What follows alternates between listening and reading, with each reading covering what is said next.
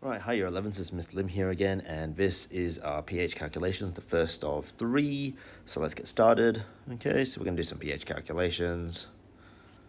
Alright, so let's have a look. So the formula for pH is equal to negative, and that negative is important, log H plus. And we'll probably go through how to do that on your calculators in class, but it is effectively you press the negative button, not the minus button. You find the log button, and then you type in the number for the concentration of H plus.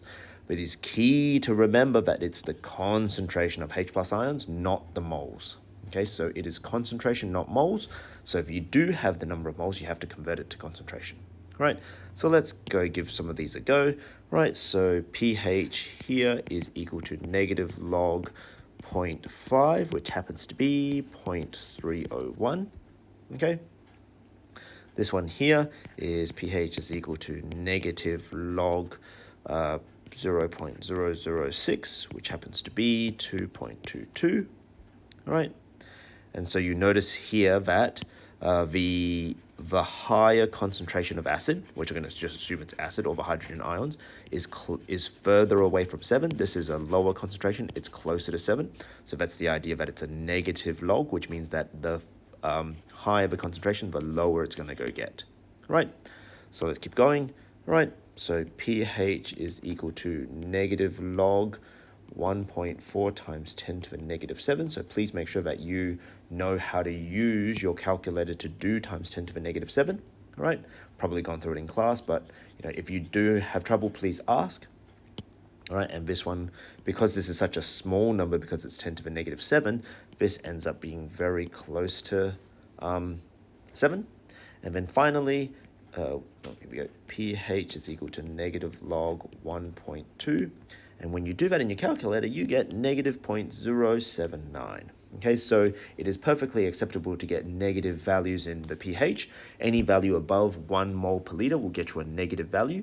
All right, remember the pH scale is generally used for biological conditions, and biological conditions, you generally don't go above 1 mole per liter. All right, so let's move on. Okay, so the formula for pH can be rearranged to concentration of H plus is equal to 10 to the power of negative pH. Ensure that you know how to use the power function correctly on your calculator. So let's go through some examples. So if it's pH 3.4, what you'll be doing is you need the concentration of H plus is equal to 10 to the power of negative 3.4, which happens to be 3.981 times 10 to the negative 4. Okay, pH 5.6 is equal to concentration H plus is equal to 10 to the power of negative 5.6, which will be equal to 2.512 times 10 to the negative 6. You should pause the video and try and do these yourselves, and then just check that you get them right at some point, because all you're watching is me writing out some numbers, and so the best thing to do would be to practice this now.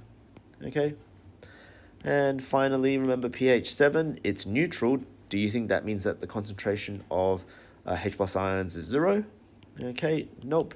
It's just going to be 1 times 10 to the negative 7, because that is something special about water. There is a very low concentration of H plus ions at all times, and we'll get through what does that mean when we get to year 12 acids and bases. Okay.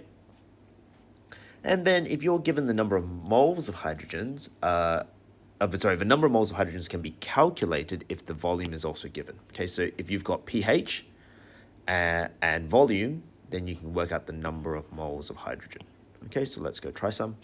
Okay, so again, you should probably try to do these on your own, but you would first of all find the concentration of H plus, which will be 10 to the power of negative 6.5, and that will equal some value.